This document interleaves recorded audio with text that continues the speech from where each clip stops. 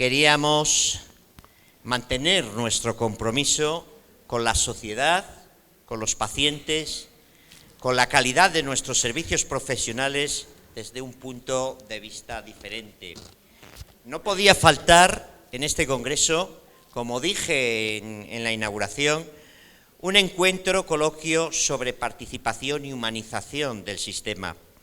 Diseñar el cambio del modelo de salud sin preguntar, sin escuchar, sin tener en cuenta al paciente, al ciudadano, sería una vez más un grave error de las mentes pensantes. La participación y la humanización del modelo de salud y de la práctica asistencial es fundamental para avanzar en el buen camino. En la apertura del Congreso, esta mañana dije intencionadamente delante de gestores y políticos que era imprescindible hablar de humanización, que no estamos de acuerdo con que nos diga la consejera que la humanización se presupone.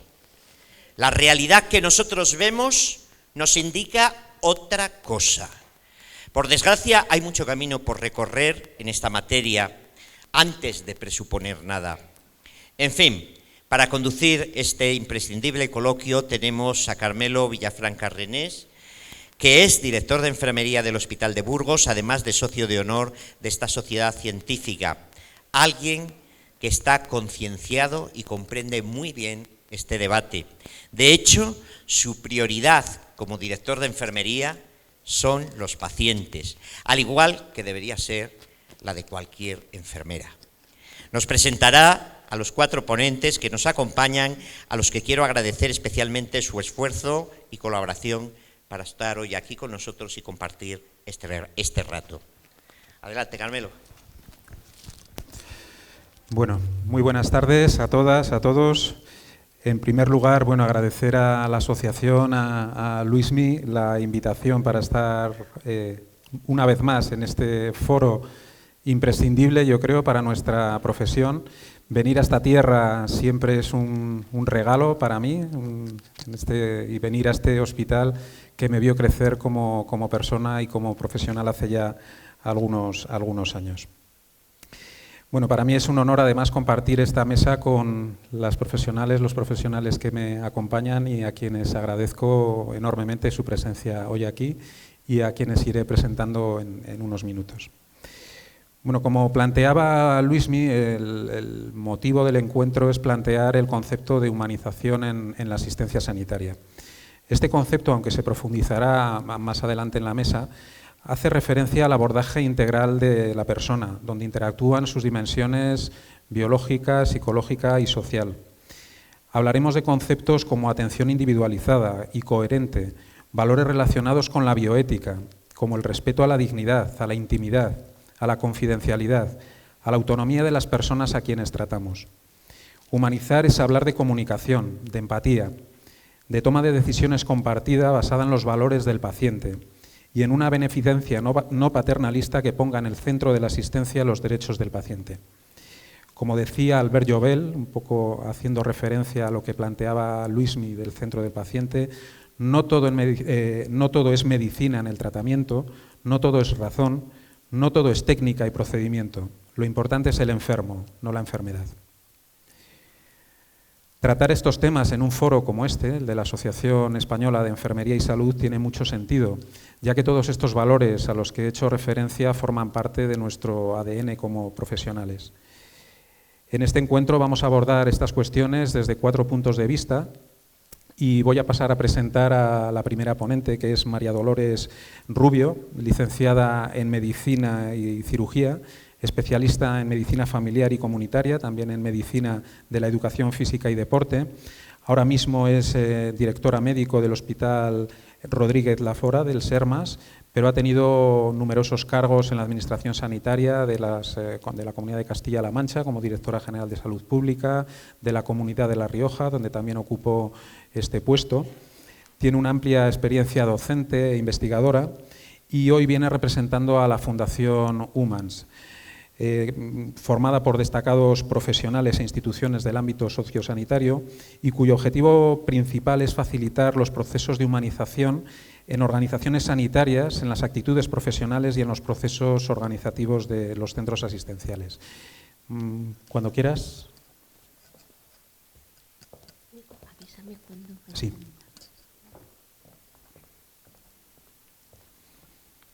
Pues nada, buenas tardes a todos. ¿Se oye bien? No sé dónde tengo el pinganillo este. Ahí. Sí, ahora.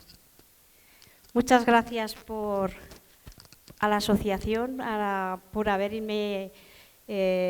invitado y haber tenido en cuenta a la Fundación Humans, y felicitarla por la iniciativa del título, ¿no?, que se ha escogido, humanización y participación. Creo que es muy adecuado, no solamente la parte que hace referencia a humanización, sino también la participación. Van ambas muy relacionadas y muy ligadas.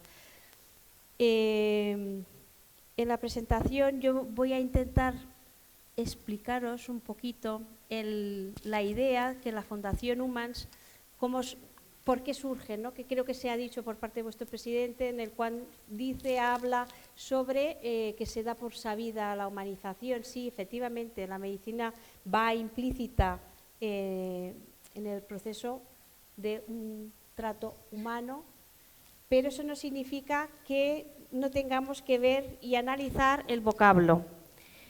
Humanizar, si lo buscamos en Google, podemos encontrar un montón de definiciones que nos puedan explicar el término, pero a mí me gusta personalmente el Diccionario de la Lengua Española, que habla sobre el hacer humano, que ese sí ya está sobreentendido.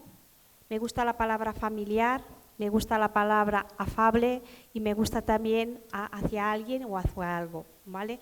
Yo creo que la Fundación Humans decidimos, porque se podía haber utilizado cualquier otro vocablo, como medicina personalizada, individualizada, integrada, empática, holística, humanística, pero creo que el vocablo, tal como lo hemos visto en el diccionario, creo que encaja mucho mejor dentro de lo que pretende la humanización y por qué, ¿vale? Nosotros normalmente nos miden a través de la encuesta de satisfacción los pacientes. Los índices tenemos un magnífico Sistema Nacional de Salud, lo sabemos, y los resultados realmente, normalmente la encuesta suele ser satisfactoria de la mayoría de las comunidades autónomas, pues de un 60 para arriba, ¿no? Incluso 80% podríamos decir que es la satisfacción del paciente. Pero claro, eso es una encuesta y esto es una media, no significa que al final todo el mundo esté contento, ¿vale? Y tenemos que garantizar la calidad y la seguridad del paciente ante todo y los resultados en salud. Por lo tanto, hay un porcentaje que es muy importante y no es desdeñable, porque es el tema que nos afecta, yo creo que es lo que preocupa más o debe preocupar más a los ciudadanos, ¿no?, sobre todo cuando se pierde la salud. Por lo tanto, de ese porcentaje que nos quede de insatisfacción hay que buscar las vías. Yo creo que las vías están hacia la formación y también la humanización de la asistencia. Los ingleses hablan del face to face, hablan del cara a cara, para describir un poco qué se entiende de ese nuevo cambio que se necesita para introducir la calidad y la seguridad del paciente en nuestras instituciones. Hay un cambio de escenario, sabemos, está empezando la tecnología. Yo creo que el problema se empezó a detectar cuando nos empezaron a poner las primeras pantallas de ordenador en las consultas, ¿no?, en las cuales pues, el paciente estaba siempre un poco detrás buscando a ver dónde estaba el médico, porque estaba ahí ensimismado en eso. Pues bueno, ya tenemos nuevos gadgets, ¿no?, tenemos un montón de tecnología que nos llega tanto desde el punto de vista de las redes sociales, ¿no?, que se pueden utilizar, como también dentro de todo lo que se llama, lo que puede ser el cyborg, ¿no?, el hombre que empezamos a llevar artilugios, ¿no?, desde marcapasos, desfibriladores automáticos, etcétera, etcétera, hasta pues la utilización pues de inteligencia artificial, robótica, la impresión 3D. En estos días salía la impresión de unos bronquios, ¿no?, que pueden realizarse a través de una impresión 3D, como vemos ahí. Todo eso hace que, bueno, que quizás sea tengamos que valorar qué es lo que realmente podemos, ya cómo estamos, lo que tenemos, pero luego lo que podemos llegar a perder y lo que el paciente sobre todo nos demanda, porque el paciente sobre todo lo que demanda es lo que más valora dentro de los indicadores que se realizan de la Encuesta Nacional de Satisfacción de Salud es pues, al final el trato del profesional,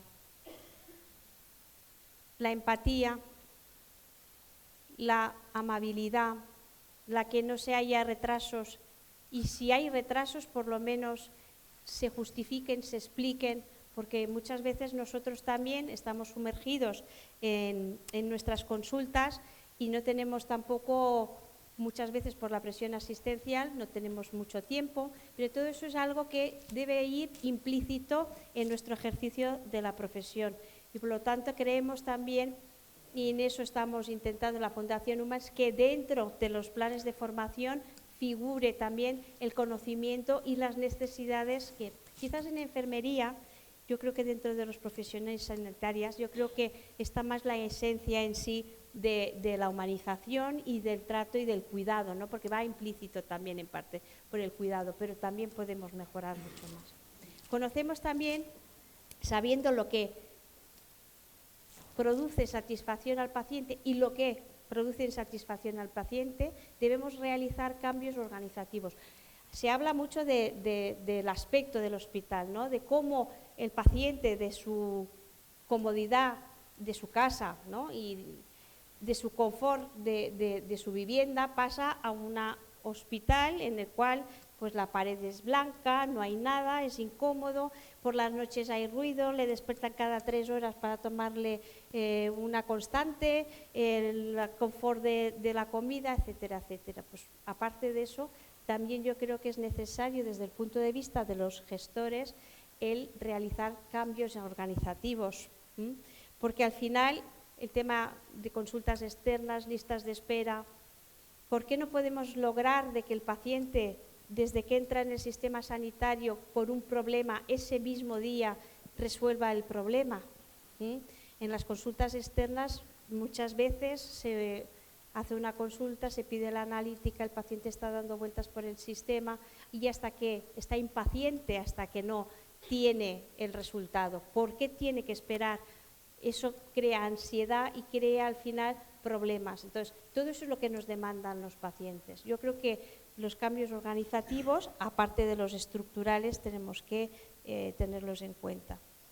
El tema de enfermería, pues ya un poco ya lo he comentado, pero también hemos entrado en la dinámica de lo que de pruebas o técnicas o procedimientos que se realizan que no debemos realizar porque no se ha demostrado que realmente tengan una evidencia científica. Lo que estamos empezando a hablar del no hacer para poder hacer cosas que realmente nos den más tiempo para atender mejor y escuchar al paciente.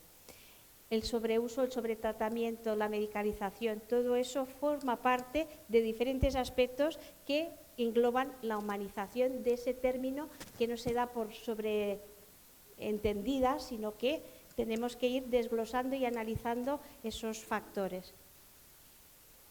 El tema de la asistencia invertida, ¿qué significa? Pues que al final los recursos que disponemos se utilizan para una gran cantidad de personas que a lo mejor no deberían estar en el sistema en ese momento, sino que deberían estar en otra parte del sistema. Por tanto, luego, la parte de pacientes graves que a lo mejor o no graves que necesitan realmente una atención, pues no reciben lo que llamamos la atención inversa.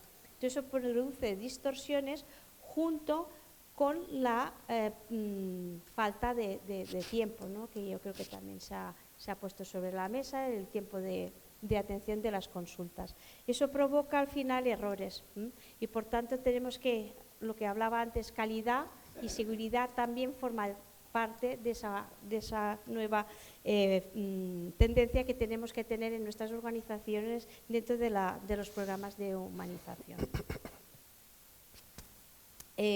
Voy terminando un poquito, esto en cuanto a las estructuras ya hemos hablado y quería mencionar algo importante que es la introducción del paciente dentro de nuestras organizaciones. Hace poco hablábamos sobre, se dice que el paciente debe estar en el centro del sistema sanitario. Yo, en mi opinión, creo que no es donde debe estar, porque el paciente debe estar en todo a lo largo del proceso de lo que afecta a la sanidad, desde la planificación sanitaria o el desarrollo de políticas de salud. ¿Por qué?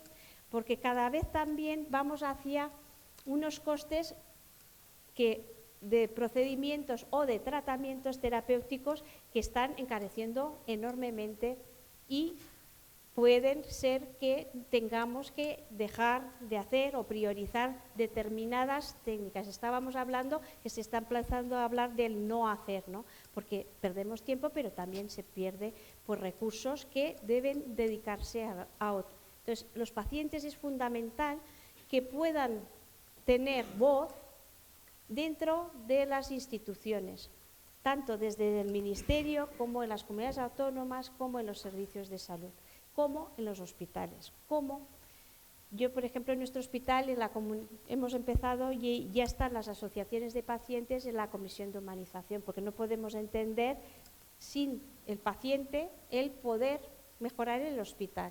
Entonces, el paciente activo.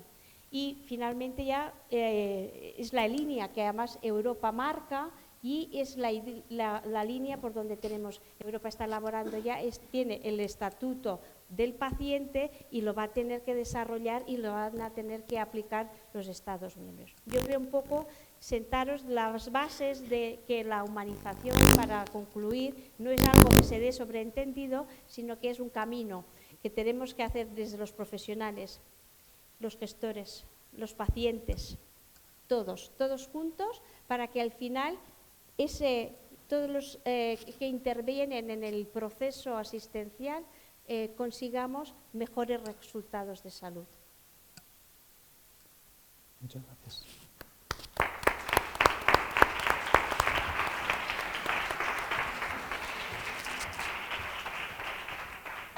Muchas gracias, María Dolores, por ceñirte tan rigurosamente al tiempo establecido, y muchas gracias por tu visión. Bueno, a continuación paso a presentar a José Luis Vaquero. José Luis Vaquero es ponferradino, es un paisano de la tierra, es licenciado en veterinaria, doctor cum laude en medicina por la Universidad Complutense de Madrid. Ha cursado numerosos posgrados, un máster MBA en dirección empresarial, tiene experiencia de más de 20 años en diferentes puestos gerenciales de farmaindustria y bueno, es editor de revistas científicas, varias publicaciones.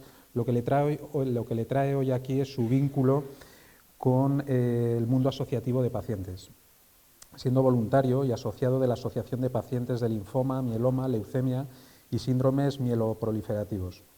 Es asesor científico de la Asociación Española de Trasplantados y en la actualidad es director y coordinador científico del Foro Español de Pacientes. José Luis nos va a aportar la humanización del modelo desde el punto de vista clave de nuestros pacientes. Cuando quieras, José Luis. Muchas gracias. Creo que es esta.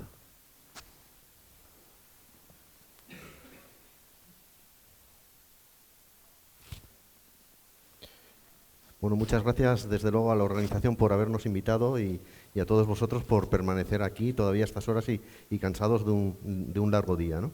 Que me consta que le he pasado yo también, ¿no? Y debéis estar cansados ya. Entonces, bueno, yo os quería dar una visión también de la humanización desde el punto de vista de los pacientes, aunque ya Lola pues lo ha explicado muy bien. ¿Cómo pasó? Lo que debemos tener claro todos es que todos somos o seremos pacientes. Esto lo tenemos clarísimo todos, ¿verdad? Lo tenemos todos claro. Pero no es verdad. No todo el mundo tiene claro que aunque no lo sea hoy, lo va a ser en el futuro. Solo os pongo una cifra que no os voy a asustar, porque al fin y al cabo sois profesionales sanitarios, pero es que 1 de cada 2 hombres que nacen hoy van a desarrollar un cáncer y 1 de cada 3 mujeres. Entonces, esto es un problema de otros, esto no es verdad con el tema de los pacientes. El que no esté enfermo lo va a estar en algún momento, ¿no?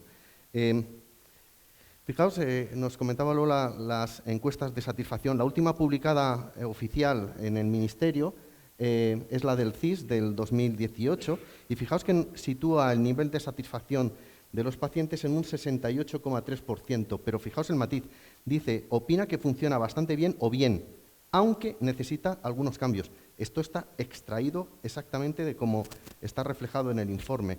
O sea que todos estamos satisfechos con el sistema sanitario que tenemos, pero no nos cabe duda a nadie que hay aspectos que son mejorables. Y eso, que además lo quiero decir aquí ahora, en una de las sesiones de la mañana se comentaba que erais los segundos profesionales mejor valorados, detrás de los bomberos. Pero claro, si nos concretamos al ámbito sanitario, sois el profesional sanitario mejor valorado. Esto no os quepa duda. Entonces, estaros hablando de humanización a vosotros, voy a hablar de humanización a quienes tenéis una matrícula de honor. Quiero decir que no, más bien os voy a hacer reflexiones hacia el sistema, ¿no? Está claro y le debemos mucho a los avances científicos y le debemos mucho también socialmente a tener un sistema universal, ¿no? que da una cobertura universal, o esa es la vocación que tiene. Y le debemos mucho a estas dos cosas. A la primera por los avances que ha provocado y la segunda porque todos vamos a tener acceso. Pero claro, lleva implícito necesariamente que, por ejemplo, la tecnificación se ha centrado más en enfermedades, más que en pacientes, ¿no? Yo, por ejemplo, participo en las revisiones de los IPTs y tal, ¿no? Y es curioso que todavía en la EMS les tengo que decir, oye, que no se trata un linfoma, se trata un paciente con linfoma, ¿no? O sea, es que todavía tenemos el foco en la enfermedad más que en el paciente, ¿no? La acumulación de trabajo, ¿no? Por esa universalidad, sin duda también lo dificulta. Y luego también el control del gasto. Y voy a ir comentando algunas cosas de estas. Pero esto es lo que ha hecho que en algún caso sí que nos hemos sentido cosificados, ¿no? Que habréis oído hablar de este término, ¿no? Pero en definitiva es la tecnificación, la medicalización, que se ha hablado también de ella, en fin, los organigramas, problemas administrativos, la carga, todo eso nos ha llevado a cierta deshumanización de la atención sanitaria, ¿no? A mí me encanta no sé si tiene nitidez suficiente para que lo veáis, este cuadro, ¿no? Pero este cuadro tiene muy poquita tecnología, pero tiene muchísima humanización, ¿no? Y me encanta porque es lo que representa. Si yo tengo que ir, si yo me quedo en una isla solo, prefiero quedarme en una isla con una enfermera, aunque no tenga instrumental, ni tenga fármacos, ni tenga nada, pero prefiero tener a la enfermera que no tener muchos aparatos y mucha tecnificación. Aquí lo importante es el saber también, ¿no? Y el estar. Y claro, cuando hablamos de humanización nos vienen ciertas imágenes que todos conocemos, ¿no? Como habitaciones todavía no solo compartidas, muy compartidas. O sea, he elegido una foto con 3 camas y sus respectivos acompañantes, ¿no? O saturaciones que llegan a ocupar pasillos, ¿no? Y podríamos estar diciendo, ¿no? ¿Qué puedo hacer ante estas situaciones, ¿no? O ¿qué puedo hacer ante una sala de espera que es una sala de desespera, ¿no? Más bien, ¿no? Pues ¿qué puedo hacer ante todo esto? Pues lo que puedo hacer es sencillamente todo lo que pueda hacer. Y los pacientes nos vamos a reclamar más, ¿no? De lo que se pueda hacer. Pero, como decía Julio Zarco, ¿no? Decía que él es el padre del plan de humanización en la Comunidad de Madrid, ¿no? Y pionero en esta idea. Él comentaba, la humanización es una política de pequeños detalles. Y esos pequeños detalles, de verdad, vaya si los percibimos los pacientes o incluso si lo percibiréis vosotros cuando estéis como pacientes, ¿no? El plan Dignifica, que también fue una iniciativa de humanización en Castilla-La Mancha, define, me voy a la última línea, define la humanización como algo más allá que solo satisfacer las necesidades clínicas. Es también darle sentido o atender, ¿no? A los valores, a los deseos, a las expectativas de los pacientes, ¿no? Y esto, claro, esto lleva a un concepto de la organización que no es en modo alguno el que está en todas partes, ¿no? Si empezamos por arriba, las necesidades particulares, ¿no? de los pacientes nos llevaría a una atención personalizada, nos llevaría a una creación incluso de nuevos roles y a una reorganización de los recursos, ¿no? Señala el plan Dignifica, señala una serie de claves que todos podemos tener ya en la cabeza, lógicamente, ¿no? Es mejorar la información y la comunicación, ¿no? Del paciente, aplicar la empatía y aplicar la asertividad, ¿no? Es hacer una atención integral e integrada, ¿no? Lola también lo comentaba antes, ¿no? Si vamos a estar atendiendo al paciente, oye, pues a lo mejor bien nos interesa estarle atendiendo, terminar con él y no hacerle repetir en las visitas, pero hay que cambiar los conceptos, claro, y las organizaciones, ¿no? Esta es una en la que quiero insistir con vosotros. Los profesionales sois el elemento activo de la humanización. O sea, no me vale que solo una directora médico o director de enfermería tenga una idea de humanización. Al final se tiene que estar aplicando a toda la estructura porque el cuerpo a cuerpo lo tenemos con los profesionales y es ahí donde necesitamos que se lleve a cabo esa humanización, ¿no? También estamos hablando de un entorno y el entorno prestará más o menos oportunidades, ¿no? Pero hemos de aprovechar al máximo los recursos. Fijaos, si tenemos el foco en los pacientes, ¿cuántos pacientes no agradecerían eso? Un paseo por el entorno, si se presta, ¿no? Otra cosa es que no tengamos recursos, pero deberíamos intentar perseguir esas cosas, ¿no? Y ya la última, que ha insistido Lola mucho en ello, es que si hablamos de humanización, estamos hablando de participación. De ahí, además, lo acertado del título, ¿no? Es implicar y hacer participar a la ciudadanía. Y cuando me refiero a ciudadanía, evidentemente me refiero a más allá de pacientes. ¡Ay, qué barbaridad! Ahora se me oye. ¿Me habéis oído hasta ahora? Cuando hablamos, por ejemplo, de prevención, pues evidentemente no estamos hablando de pacientes, estamos hablando de ciudadanía, pero en el ámbito de la sanidad. Y por eso hay que ir un poco más allá que pacientes. Pero lo que está clarísimo, que era lo que comentaba antes, es que el profesional podrá ejercer esa humanización, pero tiene que ser toda la estructura la que se impregne de ese objetivo, ¿no? de humanización. Y entonces, ¿esto cómo se consigue? Pues es que solo se consigue así. Si estamos hablando de humanización, debe ser la humanización de todos. La humanización tanto del profesional como del paciente. Y saco al otro padre de la humanización, que es Rodrigo Gutiérrez, que fue, digamos, el padre del Plan Dignifica en Castilla-La Mancha, ¿no? Y él comentaba: si tratamos bien a nuestro personal, ya ellos tratarán bien a nuestros pacientes. Bueno, esta frase que ya se ha comentado, ¿no? Albert Joubel pone el foco evidente. Albert Joubel fue nuestro fundador en el Foro Español de Pacientes y primer presidente, y él ya evidentemente ponía el foco en que debemos estar hablando de paciente, o de enfermo, y no de enfermedad, ¿no? Voy a hacer uso de algo que ya, no sé, porque a mí me ha convencido Lola, pero voy a seguir hablando del centro en la atención. No te vuelvas, que esto no te gusta.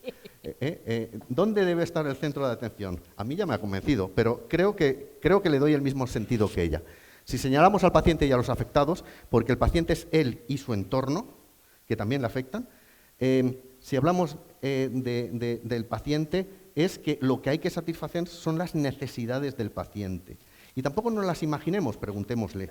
Preguntémosle, porque el paciente lo que está deseando es ser activo. Y claro, la administración muchas veces pone este inconveniente, ¿no? La limitación de los presupuestos, la eficiencia. A mí me gustaría analizar esa fórmula con vosotros.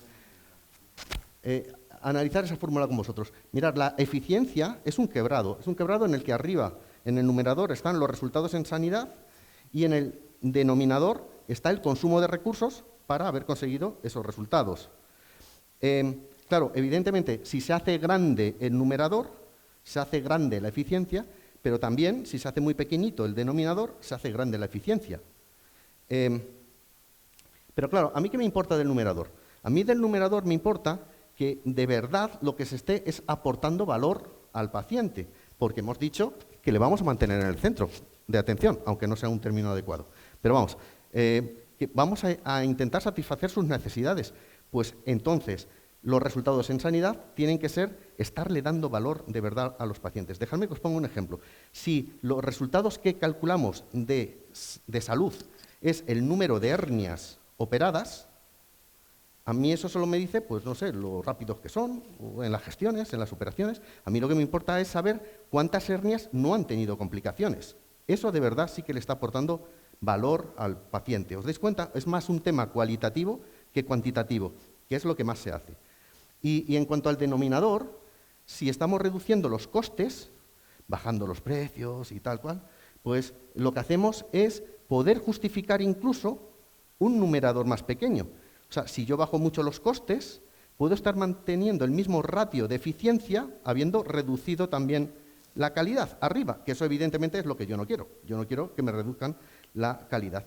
Por eso comentamos que lo que debe ser sostenible es la calidad y no al revés.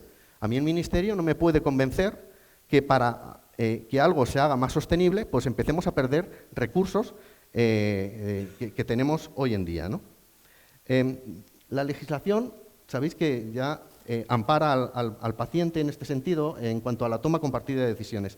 Pero ya no solo la legislación, es que también, y esto forma parte de la medicina basada en la evidencia, el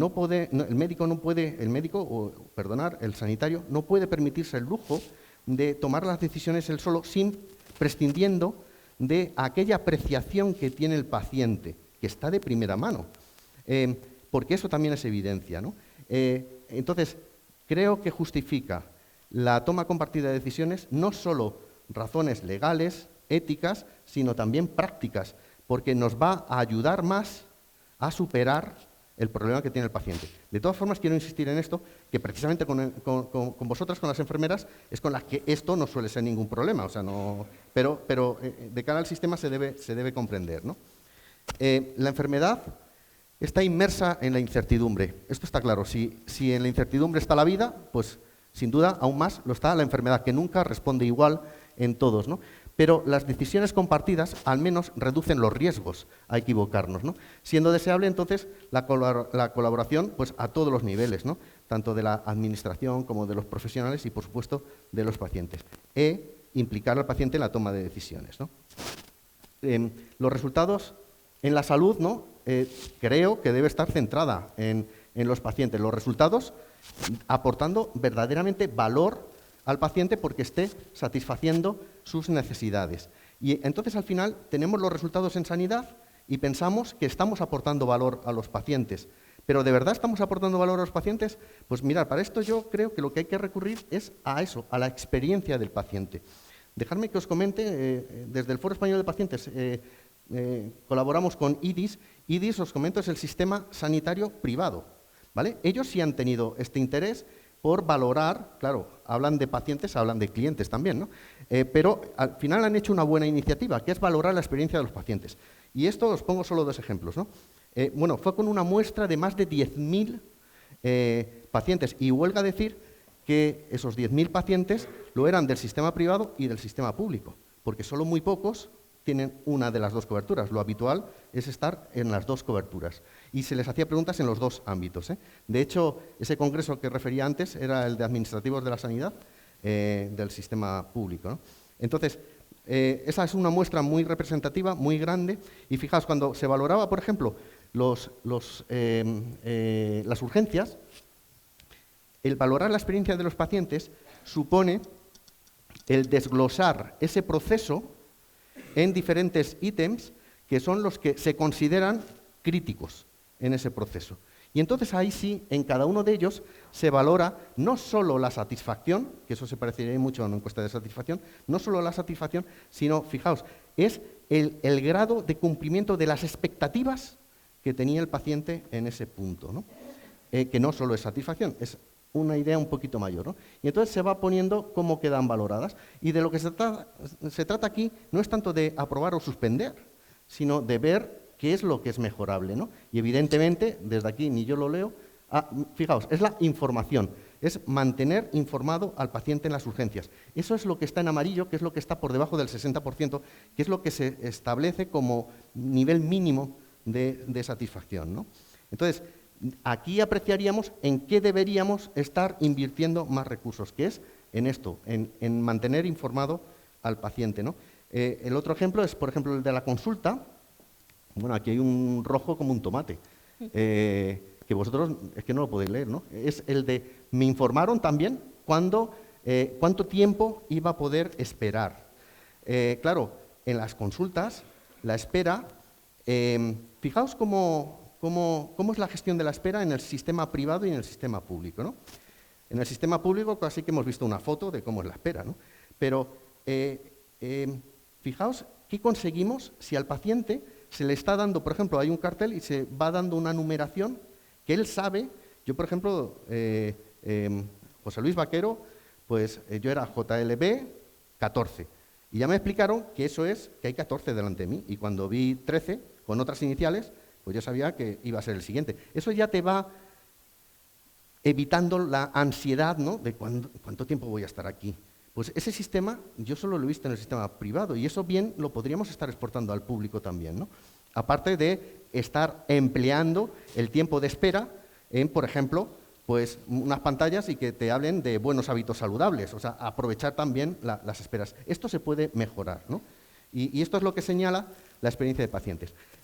Lo que es la Asociación Médica Americana ya considera que la experiencia de pacientes debe ser uno de los indicadores de calidad asistencial, ¿no? Y bueno, ya con esto termino, que es el resumen. Yo querría insistir en esto, ¿no? Todos somos o seremos pacientes. El 68% ya opinamos del colectivo que tenemos un buen sistema sanitario o bastante bueno, pero eso sí, todos opinamos que existen necesidades de cambios. Se hace necesaria la rehumanización del sistema. La atención sanitaria debe estar centrada en las necesidades del paciente. Lo que debe ser sostenible es la calidad. La toma compartida de decisiones nos parece que es la vía más adecuada de abordar los problemas y la experiencia de pacientes sería el indicador de calidad de esta asistencia sanitaria. Así que nada más. Muchísimas gracias.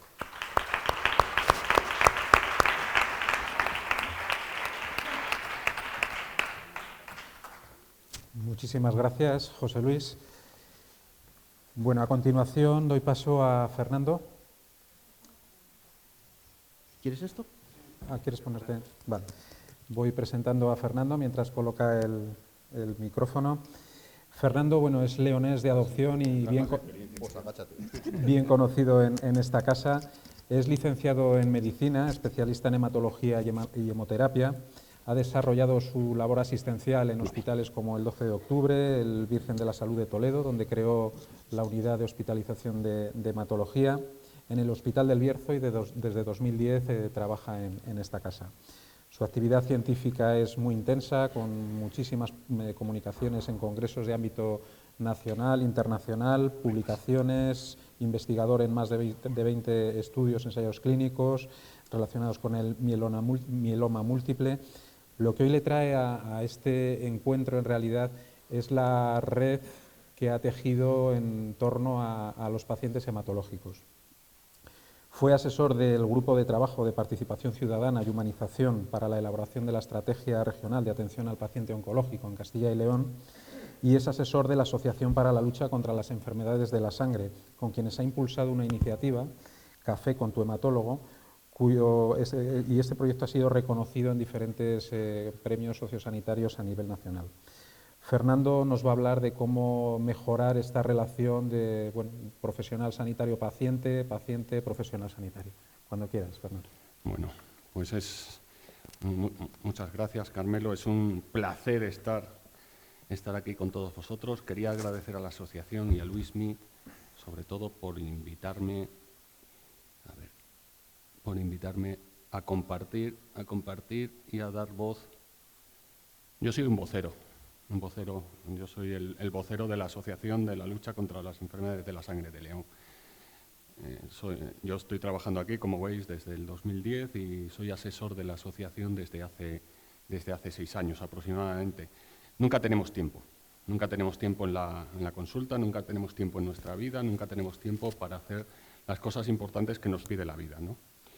Y entonces uno de los días, después de miles de correos, oye, ¿qué pasaría con este? ¿Puede ser donante? No sé. Se me ocurrió organizar un café que le llamamos Café con tu hematólogo. Se ha quedado así. Lo importante del café no es el hematólogo, lo importante del café es el café y la mesa en la que nos reunimos. Y dijimos, bueno, ¿habrá alguna diapositiva? ¿Esto tiene puntero? Ah, vale. Bueno, una pasada, sí. Lo conocía, pero no estaba. Bueno, que las dudas se aclaran mejor compartiendo mesa y café. ¿Por qué? Porque en las consultas, desafortunadamente, ni vosotras, ni vosotros, ni nosotros tenemos tiempo para contestar las cosas importantes de la vida. ¿Qué te preocupa? ¿Por qué crees que estás aquí? ¿Qué necesitas de nosotros? Entre otras cosas, miles de cosas que afortunadamente han ido saliendo en lo que es Café con tu hematólogo. Este es el blog que desafortunadamente lo tengo poco actualizado, pero con cosas importantes. Después de montar la iniciativa, pues te vas preocupando más de qué es esto de la humanización. Y encuentras a una persona como Albert Jobel. Por los que no conocéis, Albert Jobel es una persona que era médico y después fue paciente. Como nos han dicho antes, todos vamos a pasar, o nosotros o algún familiar, gente muy querida, va a pasar por esa situación. Y desafortunadamente ni vosotros, ni nosotros, y menos las administraciones, aunque parece que las cosas están cambiando, se preocupa mucho o nada de lo que es realmente importante. Si nos vamos a la historia, ya si pensamos que hay Dios, que hay creencias, que hay... En Ben-Hur salía esta escena. Esta escena era una persona que había sido muy influyente, muy potente en lo que era la Judea y que tenía lepra y se escondía detrás de una máscara. Esto salía en la película que es Ben-Hur. Una de las primeras personas que se acercó a las personas necesitadas fue Jesús, y no hay por qué esconderlo. Posteriormente, los musulmanes, Maimónides, decía que para los pacientes lo que se necesita es confianza, que no hablemos mucho y le pedía a su Dios que le dé fuerza, voluntad y ampliar los conocimientos para el paciente. Cuando yo me formé había un médico que dimos una charla entre unos compañeros y según terminó hablamos de mielodisplásica, de síndrome mielodisplásico. Se acercó y nos dijo, yo cuando sea mayor y tenga un síndrome mielodisplásico, lo que quiero de verdad es que me tratéis con cariño. Y como decía Albert Jobel, lo importante es el enfermo, no la enfermedad. El médico, yo entiendo que cuando estás estudiando medicina nadie te enseña muchas de las cosas que después vas aprendiendo, a informar al paciente, a ser empático, cercano. Eso, hay veces que o lo eres o no lo eres, pero también hay que educarlo. Sobre todo, ser educado. Ser educado no te lo enseñan en el colegio, te lo enseñan en casa. Ser educado, transmitir información, saber lo que demanda el que más lo necesita, depende también de la formación en las universidades y en el sistema de residencia. No solo saber mucho de genética, que tenemos que saber cada vez más genética, biología molecular, sino tener una actitud cercana, integrar todo lo que sabes en la persona. Yo creo que la medicina, afortunadamente, cada vez hay más personas implicadas en ello, cree que el paciente es la parte central de su actividad, de su vida, de su profesión. Lo que decían, todo para el paciente, pero sin el paciente. El paciente en el centro, el paciente en la toma de decisiones, el paciente, lo que se comentaba. Se comenta que se van a hacer obras en el hospital y no se contempla la accesibilidad, si los espacios son adecuados, si las sillas son cómodas. Si nosotros vamos a comprar un colchón, lo probamos antes o nos informamos antes. Pues, ¿por qué no se pregunta al paciente qué es lo que realmente necesita en la sala de espera? Si necesita una pantalla para estar entretenido, si necesita un sillón cómodo, si necesita que le informen cuánto tiempo van a tardar en verle en la consulta. Porque si va a tardar 2 horas, a lo mejor se va a tomar un café, porque el café no es malo. Entonces, dentro de todo lo que se presupone, es muy difícil encontrar conocimientos, habilidades, actitudes y buen juicio en un residente. A lo mejor sí, pero eso se va adquiriendo. Se va adquiriendo para que el médico ideal, que yo creo que no existe, porque todos tenemos nuestras limitaciones, es el que es capaz de dar la mano al paciente. Dentro de toda esa relación hay cosas importantísimas. Vosotros, vosotros, no es vosotros y nosotros.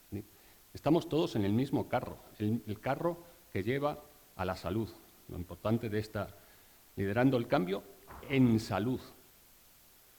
Tenemos que estar alrededor de la relación que es médico-paciente, pero que influye la sociedad, influye enfermería, servicios sociales, sector administrativo, consejeros, familiares, amigos. Desafortunadamente, del dicho al hecho va un trecho.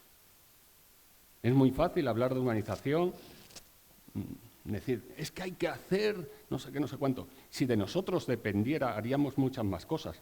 ¿Cómo nació el Café con tu hematólogo? De una función de voluntariado. Una función de voluntariado que afortunadamente ahora el hospital le está dando un peso, que yo no sé si tiene o no tiene, pero yo creo que es importante, porque se pueden hacer cosas en humanización tan sencillas como reunir en una mesa a unas personas que de forma libre van a hablar de lo que es su vida, de lo que necesitan, con alguien que lo que intenta hacer es escucharles, ayudarles en su vida diaria, responder a las preguntas que no han podido hacer por nervios, por falta de tiempo, porque no se atreven a hacerla, en una mesa distendida alrededor de un café. Por eso digo del dicho al hecho. Si dependiera de las administraciones, esto hubiese pasado por probablemente 20 comités locales por Valladolid, es decir, etcétera, etcétera. ¿Y por qué? ¿Cómo hemos hecho? Pues hemos salido del hospital. Probablemente en el futuro tenga que estar en el hospital. Mesas redondas donde al paciente se le informe de cosas, de situaciones, de dudas que no pueden resolver en la consulta. Material y métodos. Pues les preguntamos eso. ¿Qué pasa? ¿Qué necesitas? ¿Qué dudas tienes? ¿Tienes dudas con las vacunas? ¿Tienes dudas con si puedes entrar en un bar? ¿Tienes dudas con el sexo?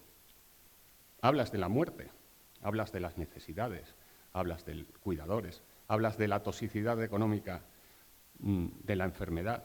En hematología, en oncología, los pacientes crónicos tienen una toxicidad económica que nosotros no sabemos valorar. Tengo un paciente que, desgraciadamente, siendo autónoma, tuvo que vender todas las vacas que tenía, toda su cabaña. Eso nosotros no somos conscientes. De los pacientes he aprendido muchísimas cosas. Y galletas de confianza, respeto, buena voluntad. Hemos intentado que estas mesas, que ya llevamos 3 años haciéndolo, se puedan transmitir en streaming, que se compartan. Yo intento hacer en el blog entradas sencillas para que las personas que quieran informarse sobre ciertas dudas recurrentes puedan tener acceso. Y el café, que dice, tanto café, bueno, yo soy un defensor ultranza del café, esto es una broma, ¿no? Pero que sepáis que ha salido un estudio que parece que previene el Alzheimer, así es que bueno. Cuando teníamos unas cosas importantes, las personas que ya tenemos, que peinamos, o ya no peinamos tantas canas, porque no tenemos pelo, el café era una cosa muy importante en la vida. Yo conocí a la que es ahora mi mujer, pues tomando cafés, era a lo que te dedicabas, vamos a tomar un café, y era asombroso. Después organizabas tertulias de cualquier cosa alrededor del café. No existía Twitter, no existía Facebook, no existía redes sociales, WhatsApp. No, existía una mesa y se contaban cosas muy importantes. El café, se están haciendo cafés en todo el mundo, café feminista, está el café de la muerte. Esto es un café que se hace en varios sitios, en Estados Unidos, en Latinoamérica, en España, café de la muerte. Las administraciones están tomando café para hablar de humanización, en humanización en sanidad. Después se puede hablar alrededor de un café de multitud de enfermedades y con multitud de pacientes y de familiares. Los cuidadores son imprescindibles en el cuidado del paciente crónico. Y hay que darles voz, hay que escucharles, hay que contemplar todas las necesidades. Y ahora mismo el último café que se ha inaugurado de hace un mes aproximadamente es ese Café Tabú que se ha empezado a hacer en Madrid, donde el primer café es hablar de la muerte en nuestra sociedad, concienciar que se puede hablar de la muerte perfectamente, igual que se puede hablar de la vida. Nosotros en uno de los cafés fue un poco... Nuestros cafés se organizan cada 2 o 3 semanas en la sede de la asociación y es tema libre. No hay tema, se va comentando lo que va saliendo. Y hubo uno que se habló mucho de la muerte. Y, bueno, pues a mí no me cuesta hablar de la muerte, porque yo creo que forma parte de la vida. Es lo único que tenemos seguro en la vida, ¿no?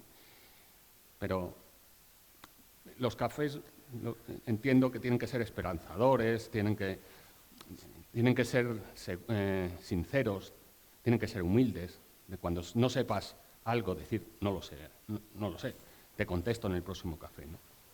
Pero también se puede hablar de la muerte, hablamos de la muerte, hablamos de la vida, de nietos, bisnietos. Y bueno, estas son como ha ido la secuencia de cafés. Empezamos aquí en León hace 3 años, después la Asociación de Pacientes de Cáncer de Hematológicos, que se llama ASCOL, lo organizó en Salamanca y en Segovia. Me invitaron de la Asociación Española de Linfoma, Mieloma y Leucemia a compartir 2 cafés este año en Madrid. Y ya están programados un café a primeros de año en Burgos, donde la idea no es que vaya yo a tomar café a todos los sitios. No. Que puedo ir, que me encanta dar voz al paciente, decir que te puedes reunir, que no es una mesa de segundas opiniones. Yo no voy a ir diciendo, te están tratando mal. No, eso es lo primero que dije en la primera mesa. Yo no soy, bueno, muchos pacientes son míos, no voy a hacer segunda opinión de lo que he dicho yo, ¿no? Como comprenderéis. Entonces es contactar con personas que dentro de un voluntariado quieran hacer esto que estamos haciendo. Pues en Burgos, a primeros de año, con la Asociación de Donantes de Médula Ósea, que celebra su 5º centenario, la Asociación de Pacientes Valenciano, que tengo una invitación para febrero, en Ponferrada, que es una tierra encantadora, donde estuve trabajando más de 2 años y fui feliz, pues estamos organizando, no sé cuándo lo vamos a hacer. Pero esto es un fruto del azar. Si tú pones en un ordenador y le das que te cambie las comunidades, pues en este mapa lo encontré y dije, lo voy a utilizar porque es muy... Pues ahora nosotros sí tendríamos playa, aquí sí hay playa, estaría León aquí, después Segovia, en mi tierra que es Cáceres, pues iría como si fuera Barcelona. Esto es un fruto del azar. Quiero decir que se puede hacer en todos. Y bueno, voy a ir terminando, aunque podremos hablar horas, con el siguiente paso. El siguiente paso es lo que nos queda. Lo que nos queda a todos. Lo que nos queda a todos es vivir. Lo que nos queda a todos es una esperanza de vida, que es un buen país para envejecer, que tenemos las personas con 65 años, cuando llegan a los 65 años, que es aquí, para un varón le quedan 20 años de vida posibles, y a una mujer 23 años de mediana. Tenemos una tasa de envejecimiento brutal. Lo que se ve aquí es que el número de personas mayores de 65 años va a subir un 50%, de un 19 a un 31%. Las personas centenarias van a pasar de 11.000 a más de 200.000. Tenemos que dar respuesta a todas esas personas. Y nosotros estamos en una zona, pues la esquina del 25, no del 1925, donde el 25% de nuestra población, en toda la zona noroeste, la España vaciada pero llena de amor, como veremos después, le tenemos que dar respuesta y tenemos que dar ejemplo, y es algo que os pido desde aquí. Es decir, cuando más del 25% de la población es mayor de 65 años, tenemos que adaptarnos también a esa situación que tenemos. Porque a pesar de que la cultura nos da miedo y nos da reparo el envejecimiento, no nos queda otra opción en la vida que envejecer, y ojalá envejezcamos todos mucho, porque es irreversible, pero es heterogéneo. Tenemos aquí a una persona, Margarita Salas, que habla sobre la edad, igual que sobre el machismo. Nunca, ninguna de esas dos condiciones frenaron su ilusión. Pau Casals hablaba de que tenía 90 años y seguía ensayando con su cello. ¿Por qué? Porque dice, porque creo que estoy mejorando. Sí. Y tenemos un equilibrio inestable con la edad como un factor de riesgo. Lo que veíamos aquí es que la edad, hay personas de edad que llegan con una forma física estupenda y otras con una forma física no tan estupenda. Tenemos que saber que la edad es un factor de riesgo para un montón de complicaciones. Un montón de complicaciones. Tenemos que saber llegar a estas complicaciones y evitar que ocurra cualquier complicación. Esto es algo parecido a lo que se comentaba. Bueno, se tienen que marchar, porque les sale el tren a las 8:30. Muchísimas gracias por haber venido a León. Y buen viaje. Y buen viaje. Buen viaje. Y esto es lo que le pasa al paciente cuando llega al hospital. Es un baile continuo de consultas, citas, urgencias. Tenemos que coordinar si queremos poner al paciente en el centro. Los pasos médicos tienen que ir acompañados en la enfermería, de un equipo multidisciplinar, donde las pruebas complementarias sean accesibles, que el servicio de urgencias o emergencia sea fácil para el paciente mayor. Esto me lo trae cada vez que viene un paciente de 78 años, con un mieloma de 8 años, donde me trae, mira, he cumplido con lo que tenía que hacer, y me viene con el calendario, con el tratamiento, para decirme, me he tomado el tratamiento. Pero tenemos que mejorar la comunicación. Desafortunadamente, yo cada vez escribo un poco mejor, pero tenemos que aprovecharnos de las nuevas tecnologías. No sabéis la cantidad de personas jóvenes, la mayoría, pero también mayores que utilizan los nuevos métodos de comunicación, Facebook, algunos Twitter, menos, pero Facebook es impresionante. En el área de León, aproximadamente un 20-25% de las personas mayores de 65 años tienen Facebook.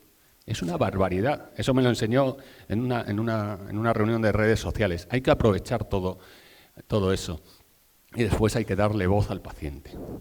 El paciente, aunque venga de nuestro siglo, del siglo de muchos de nosotros, porque hay algunas personas bastante más jóvenes que nosotros, pues a lo mejor les gusta, como a mí, escuchar música en vinilo, hacer fotos y esto del VHS un poco menos, ¿no? Pero este es mi sonido, esta es mi imagen, así soy yo, esto necesito también en enfermería. Y uno de los efectos que animo del voluntariado, como que esto es un voluntariado, es que siempre quieres más. Y como a Winnie the Pooh no se cansaba de tomar miel, yo no me canso de tomar cafés.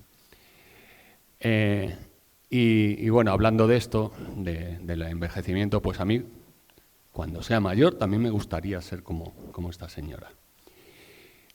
Y bueno, aquí terminamos, agradeciendo al CLES la oportunidad y a todos los pacientes y familiares con los que hemos compartido estos cafés, la oportunidad de mejorar en salud, porque un paciente informado, un paciente en esta situación vive más y sobre todo vive mejor. Y bueno, aquí terminamos. Muchas gracias.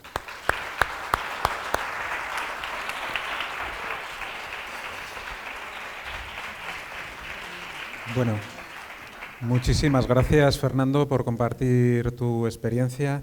Bueno, disculpar tanto a José Luis como a Lola, que tenían el tren a las 8:30 y bueno, han tenido que salir de manera apresurada. Bueno, y cerramos la mesa con Virginia Castelló.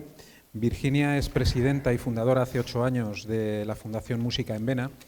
El germen de esta asociación tuvo lugar a raíz de una experiencia personal muy intensa, en la que la música tuvo un papel esencial para despedir a un ser muy querido para ella. Esta experiencia personal, su trabajo como voluntaria de la Asociación Española contra el Cáncer y la Fundación Aladina, y por supuesto su amor por la música, le impulsaron a acercar melodías y ritmos a pacientes, a pequeños de los hospitales Gregorio Marañón y el Niño Jesús de Madrid. Con su cuatro, un instrumento muy parecido al ukelele y que proviene de Venezuela, con las maracas y los cascabeles, conseguía crear en estas sesiones algo más que conciertos. Un ambiente, un estado emocional, como ella comenta, la felicidad presente.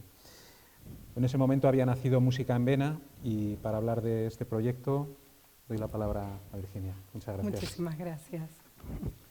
Muchas gracias a todos y muchas gracias también a Luismi y a toda la gente que ha organizado. Perdón, estoy un poco con laringotraqueitis. Desde anoche estoy tomando cortisona para ver si me salía hoy la voz y creo que sí. Voy a cortar un poco la presentación para no forzar y bueno, voy a utilizar vídeos sobre todo, pero bueno, me ha venido un poquito la voz ahora, antes no tenía voz. Bueno, y les vengo a contar algo que vivo de cerca todos los días. La música cura.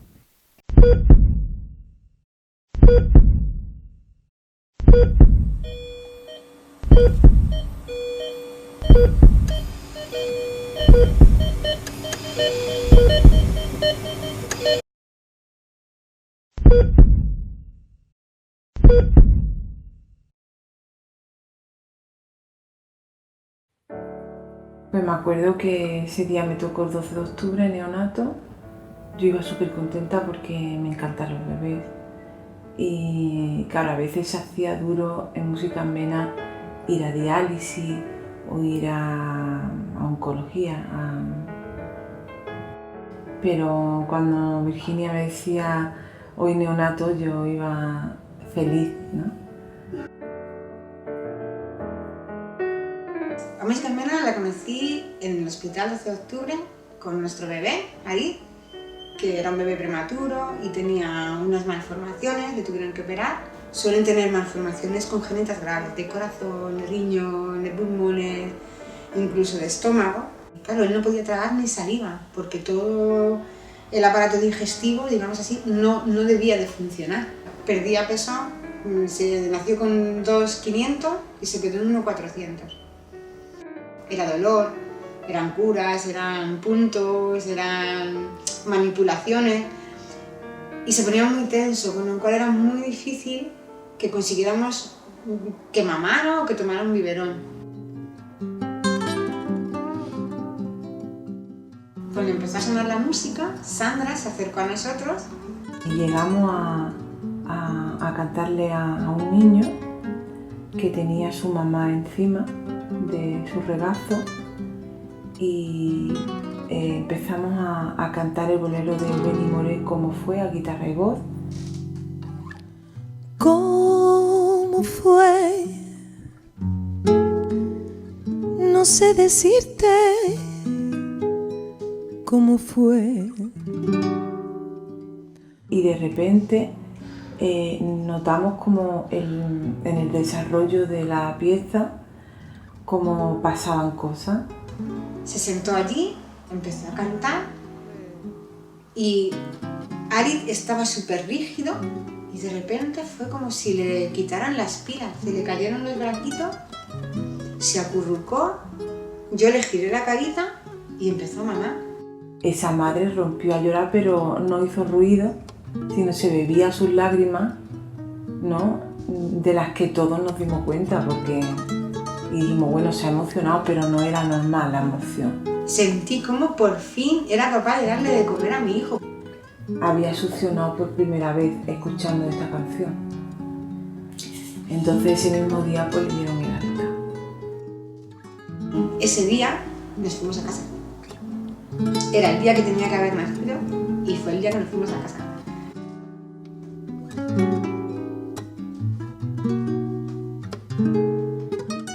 Y ahí pude sentir en mi corazón realmente el sentido de Música en Vena. Ahí fue cuando sentí que esta asociación cobraba totalmente sentido, ¿no? Y fuimos Música en Vena para Ari y para su mamá. No voy a encontrar nunca las palabras ni para describirlo ni para agradecerlo. Cirugía, una enfermedad rara, ¿sabes? Se te cae el mundo encima. Y eso, viene una persona, te canta una nana y se acaba. Es que Que si eso no es medicina. Fueron tus ojos o tu boca, fueron tu mano, fue tu voz, fue a lo mejor la impaciencia.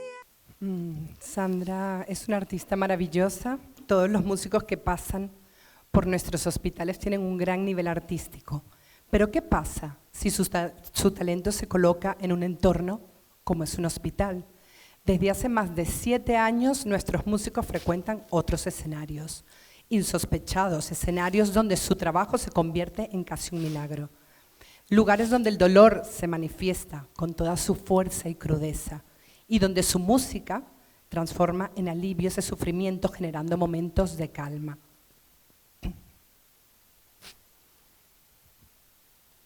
Transfusiones de calma. Nuestros músicos son fabricantes de calma. Si Música en Vena fuera una fábrica, su producto estrella sería el bienestar. El escenario más grande para muchos músicos, el entorno hospitalario no es ni un club de jazz, ni un auditorio, ni un teatro.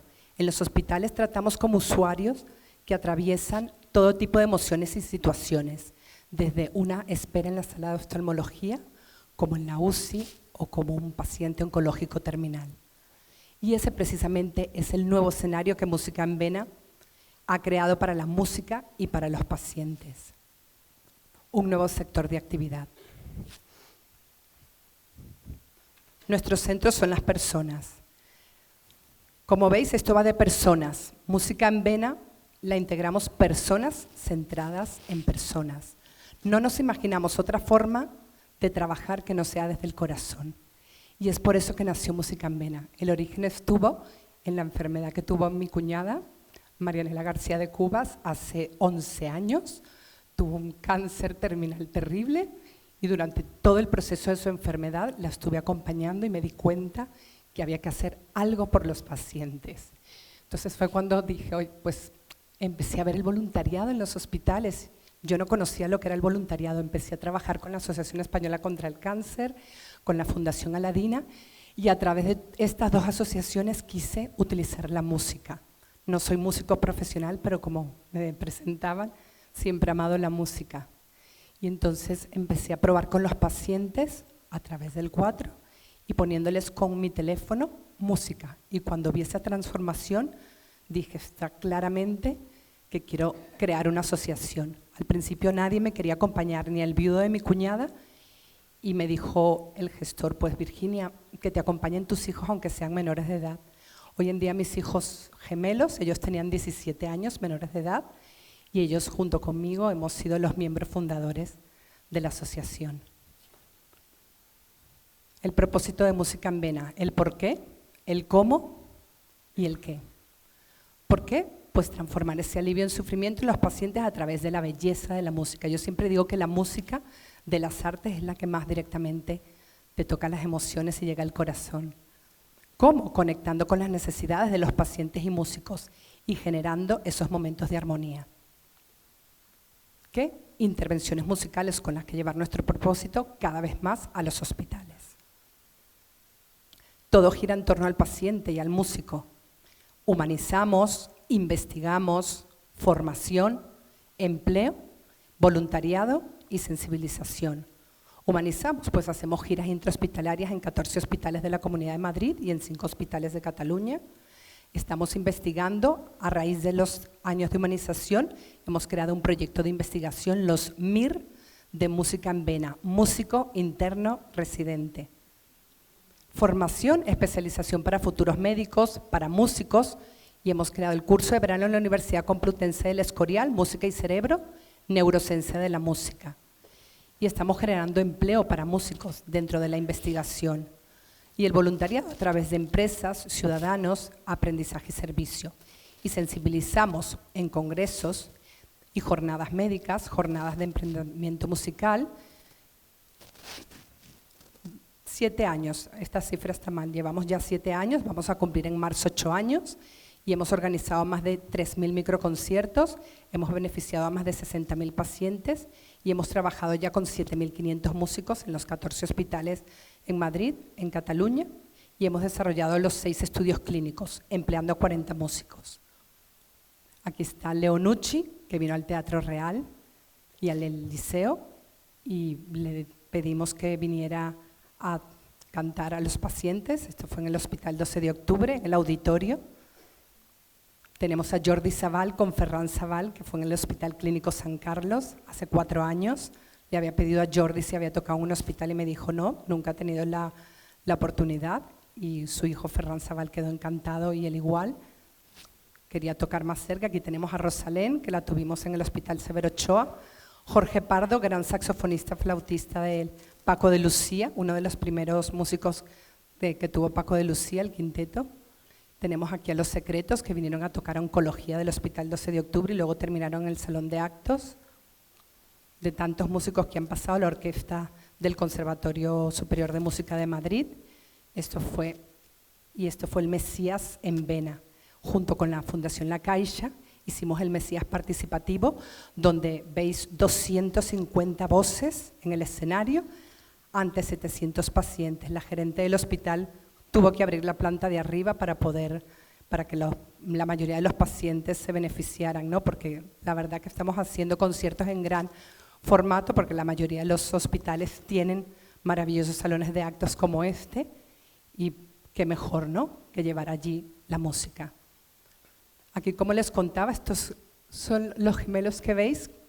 Los de las batas blancas son mis hijos, que ahora tienen 24 años, y están ellos tocando justamente gemelos, porque mis hijos nacieron con 1 kilo en el Hospital 12 de Octubre, y le pedí a la jefe de servicio que capayás llevar música en vena a las incubadoras, y es precioso, porque cuando llegamos a neonatología, abren todas las puertas de las incubadoras y se benefician los bebés de la música en directo. Y es precioso porque las madres, como decía la mamá de Aris, ven los efectos, cómo bajan las pulsaciones, la frecuencia cardíaca, cómo se relajan, y para las madres tenerlas en su regazo. Aquí tenemos otro testimonio de una paciente que estaba recién operada, y llevé a María Mezcle, que es la cantaora de Farruquito. La verdad que llevo mucho flamenco, todo tengo que decirlo.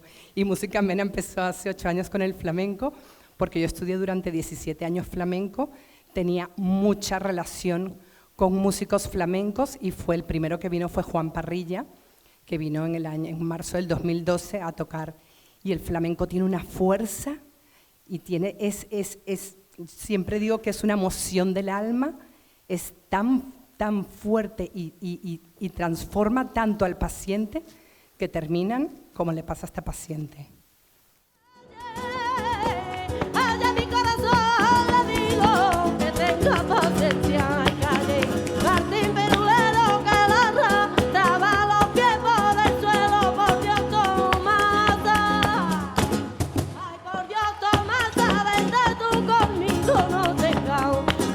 Yo llevo cerca de 5 años sin casi poder caminar. He tenido 2 intervenciones bastante fuertes. Esta ha sido muy buena gracias a mi traumatólogo y a la suerte, claro. Y llevo 2 días en rehabilitación y he sentido dolor, mucho dolor.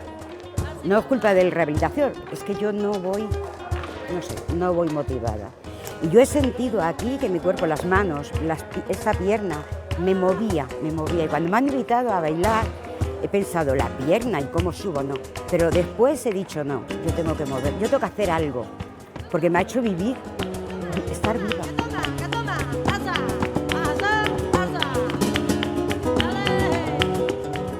El flamenco puro de la calle, el flamenco puro de que te sale del alma, de que aunque estés como estés, llorando, riendo, con dolor, te traspasa, te traslada.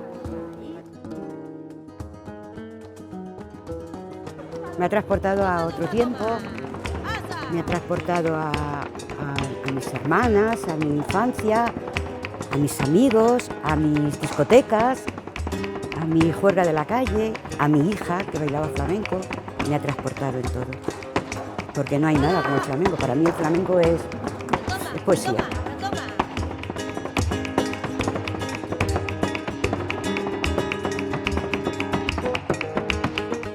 Este flamenco y en Vena me ha hecho feliz, porque si no venís aquí yo no lo hubiera podido ver. Me habéis dado vida. Muy bien.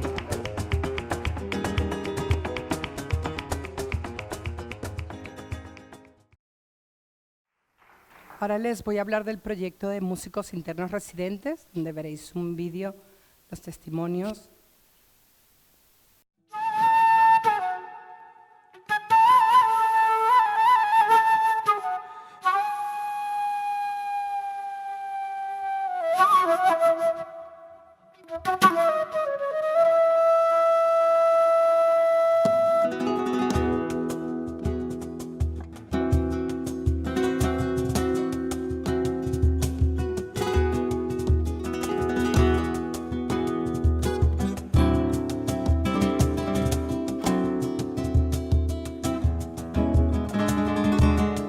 Jamás la verdad hubiera imaginado tocar a pie de cama de un paciente de una forma tan personalizada.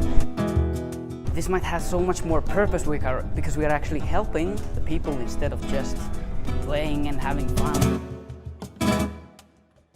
He imaginado hacer lo que más me gusta en un hospital, pero no imaginé que podría ser un trabajo para mí.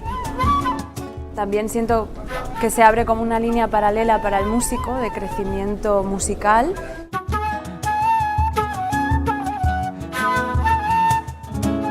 Pretendemos dar una vuelta de tuerca al binomio música y salud en España, introduciendo la investigación científica, demostrando que la música puede ser una terapia muy eficaz en el entorno sanitario.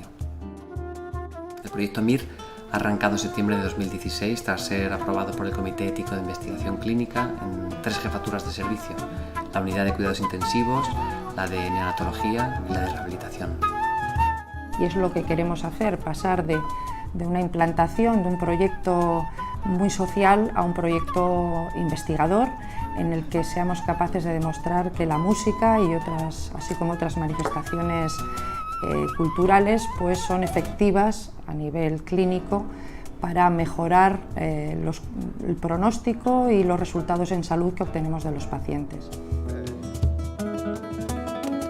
Y qué mejor que pivotar proyectos que mejoren o que contribuyan a la mejora de la salud de nuestros pacientes, de nuestros familiares, de nuestros profesionales y por supuesto que además creen empleo, como es el empleo para los músicos, ¿no? Los estudios que se están realizando en el hospital en la actualidad son de gran importancia porque van a poner de manifiesto si la música puede ser una alternativa terapéutica para nuestros pacientes. Yo pienso que la música va a ser un medicamento, algo que podemos utilizar de manera muy positiva para los pacientes y habremos conseguido ponerla al mismo lugar que otras cosas que ahora mismo consideramos fundamentales. Bueno, yo creo que la música se va a integrar en los hospitales y de forma muy importante, yo creo, en las unidades de cuidados críticos.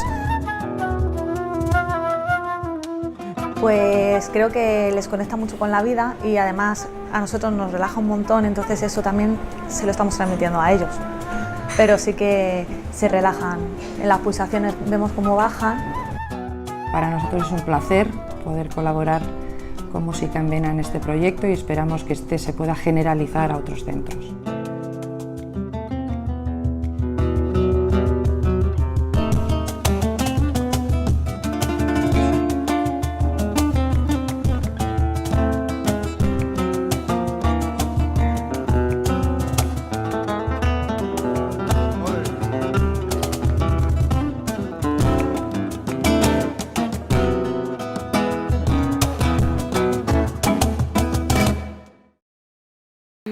Bueno, y ya para terminar, una frase que me dijo una madre de una paciente que estaba recién trasplantada de los pulmones y llevamos al primo de Estrella Morente y recuerdo estaba caminando por cerca del Gregorio Marañón y me dijo: Virginia, los momentos más felices de mi hija Irene, ya la hija había fallecido, fue cuando llegaba Música en Vena al hospital. Yo siempre le digo a todos los pacientes cuando vamos que aunque Música en Vena se vaya, que sigan escuchando música, porque para nosotros y con la experiencia que hemos tenido, el transformar el estado anímico del paciente para nosotros es que la música, y significa que la música cura. Así que todos a escuchar música y apoyar la música. Muchísimas gracias, gracias Luismi y gracias a todos. Gracias. Muchas gracias. No te quites, por si hay alguna pregunta, no te quites. Bueno, aunque imagino que estáis agotados después de la intensidad del día, no quería dejar pasar la oportunidad primero de felicitar a los ponentes y luego de compartir con vosotros algunas reflexiones, sobre todo con José Luis y Lola, que hemos compartido al inicio, y puesto que no han podido quedarse, bueno, pues creo que es importante que las tengáis. Lo primero, comentábamos antes de empezar si realmente el paciente forma parte del centro del sistema. Lo planteaba Luismi en la presentación de la mesa. Creemos realmente que, bueno, efectivamente aparece en los planes estratégicos de absolutamente todos los servicios regionales de salud, pero ciertamente el paciente está en el centro del sistema, el sistema detecta las necesidades y actúa en consecuencia. Es necesario trabajar, crear estructuras como se crearon en Madrid, en la Comunidad de Castilla-La Mancha, relacionadas con la humanización. Son reflexiones que hacíamos al empezar. Realmente el sistema es autocomplaciente con las encuestas de satisfacción. Vemos en el barómetro sanitario, salimos bien parados, pero lo comentaba Fernando, para compartir estos espacios con los pacientes ha tenido que buscar un espacio fuera del sistema. El sistema no es capaz de acomodar, de buscar soluciones de información, de intimidad para nuestros usuarios. Por supuesto, es imprescindible trabajar en colaboración con asociaciones que muchas veces llegan donde nosotros no llegamos, y Música en Vena es un claro ejemplo de ello. Decirte, Virginia, que no solamente despertáis emoción en los pacientes, también en los trabajadores, y seguro que os lo agradecen. Y una última reflexión, aprovechando también que está Fernando en la mesa como profesional sanitario, realmente también tenemos que cuidar a quienes cuidan, a quienes trabajan con los pacientes. El sistema está haciendo algo, bueno, son reflexiones, y os invito a que, bueno, pues a Fernando, a Virginia, si queréis hacer alguna pregunta, aunque estamos un poco pasados de tiempo, pero que aprovechéis. Muchas gracias.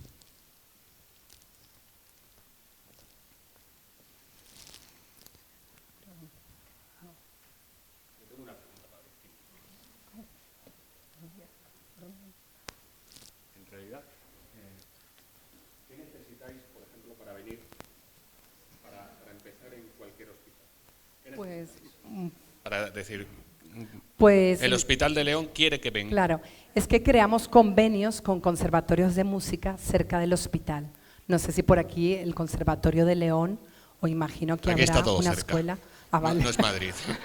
Pues entonces creamos convenio primero, que nosotros creamos un convenio con la Consejería de Sanidad madrileña, con el SERMAS, de hecho con Julio Zarco, cuando estaba Julio Zarco en la Consejería de Sanidad, hace 8 años, y después creamos convenios con conservatorios, escuelas de música, para que muchos músicos que están allí estudiando ya a nivel profesional, pues vengan y se acerquen al hospital a colaborar con el proyecto Música en Vena. Y que el hospital, por supuesto, nos abra las puertas. ¿Y cada cuánto vais al hospital? Pues mira, estoy programando 30 conciertos al mes, es decir, todos los días. Porque estamos en 14 hospitales y hay hospitales que hacemos 2 conciertos mensual y otros hospitales es un concierto al mes. Por ejemplo, ahora con el Hospital 12 de Octubre hacemos conciertos en la parte de psiquiatría, hacemos lo que llamamos giras intrahospitalarias, que vamos media hora UCI, media hora neonatos, y vamos rotando, ¿no?, para que todos los pacientes puedan beneficiarse de Música en Vena. Entonces, depende de cada hospital, pues van, por ejemplo, con el Puerta de Hierro, que fue donde nació hace 8 años, allí siempre vamos a oncología, porque fue donde nació, y yo siempre tengo esa parte preferente, ¿no? Yo sé que todos los pacientes lo pasan mal, y los familiares, por supuesto, pero que el hospital de día de oncología es como sagrado, ¿no? Ahí siempre tenemos que ir. Y ya después, según cada hospital, pues nos van diciendo, oye, pues vente a la UCI, vente a oftalmología, eso depende, ¿no? Para que la mayoría de los pacientes puedan beneficiarse. Personal sanitario y familiares, ¿eh? Porque es verdad que es para todos, terminan hasta bailando, ¿eh? Las enfermeras. Sí, tenemos una pregunta, cuando quieras.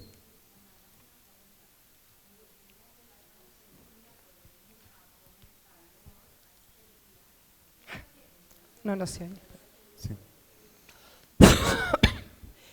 Quería darte las gracias por venir a poner calor a este día tan frío en León.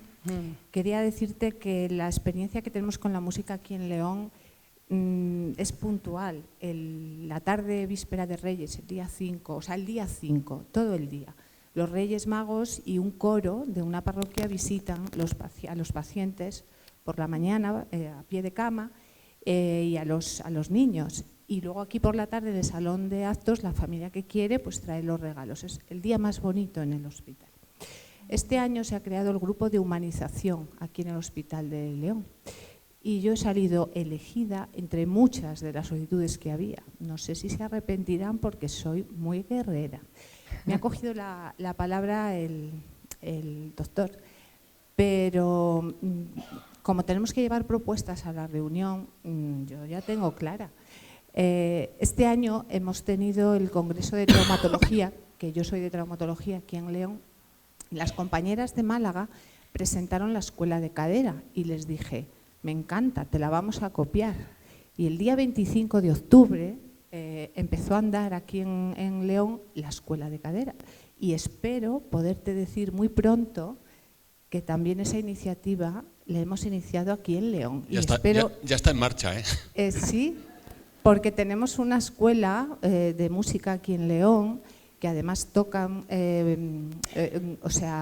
instrumentos de música pues no tradicional, que yo creo que a la gente mayor de León eso le gustará mucho, la dulzaina y demás, ¿no?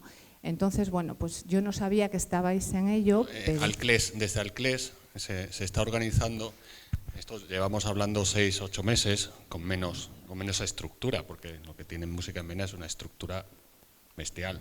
Nosotros tenemos lo que tenemos, no tenemos un piano, se está organizando desde Alclés un concierto para recaudar dinero para comprar un piano. Se ha empezado a contactar con algunos profesionales. Lo que es cierto es que tienen que ser profesionales. Yo soy músico como mi segunda profesión, ¿no? Y le doy mucha importancia a la música. Probablemente eso es porque se lo comenté a los compañeros de Alclés y ellos tienen más poder como asociacionismo que el que tengo yo. Pero yo creo que cualquier iniciativa de desarrollo es muy buena. Entonces se está empezando. El hospital, el antiguo gerente, dio el visto bueno para traer el piano. Ya de entrada, no tenemos el piano, pero tenemos el visto bueno.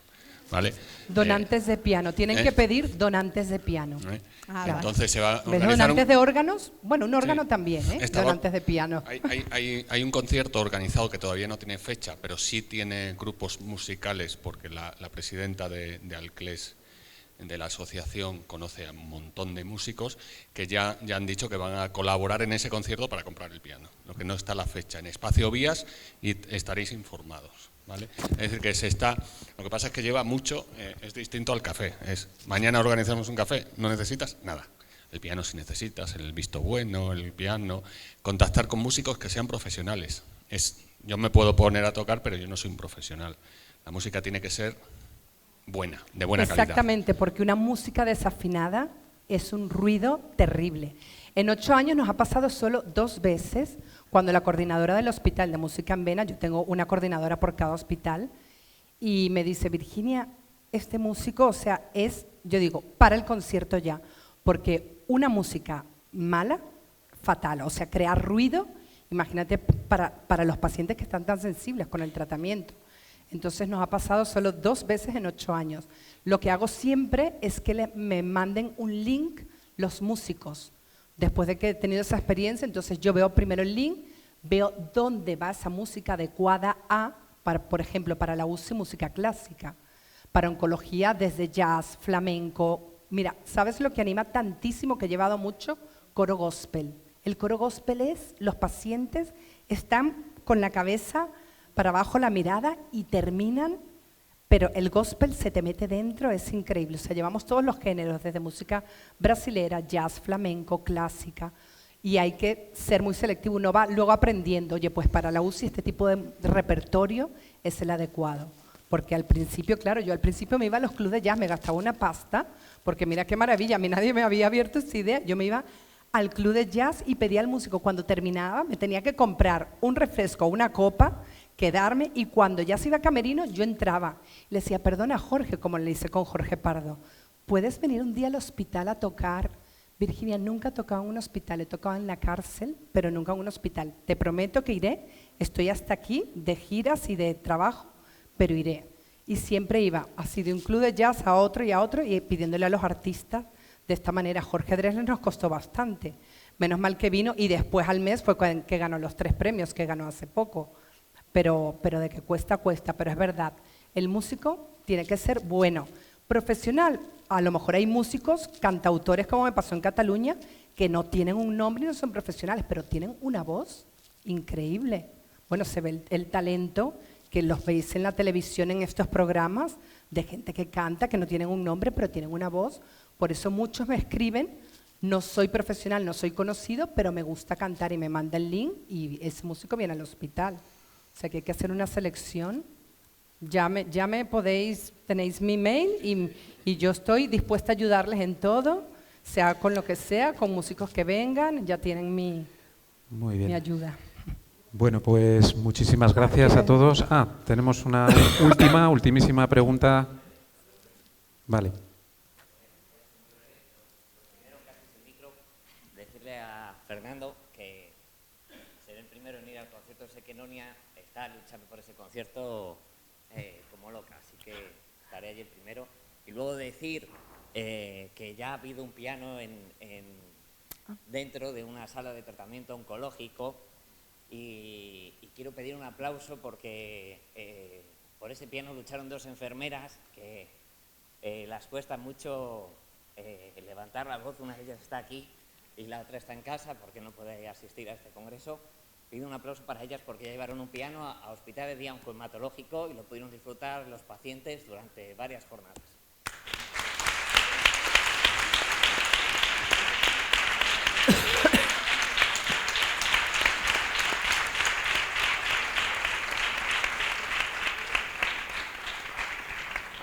Muy bien, pues muchísimas gracias a todos. Descansad, que mañana nos espera otro día intenso. Gracias.